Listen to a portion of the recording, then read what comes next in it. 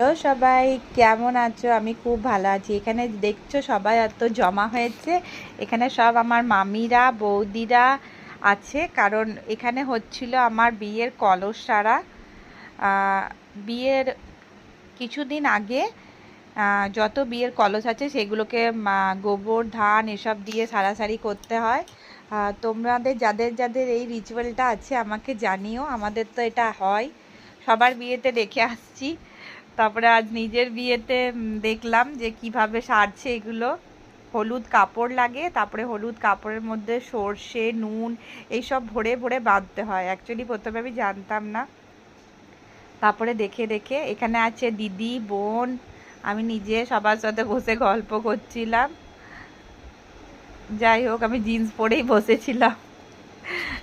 এই এই নিয়মটা তো আমার কোনো কাজ নেই, বিবাহিতরা সবাই মিলে করে, 9জন 7জন।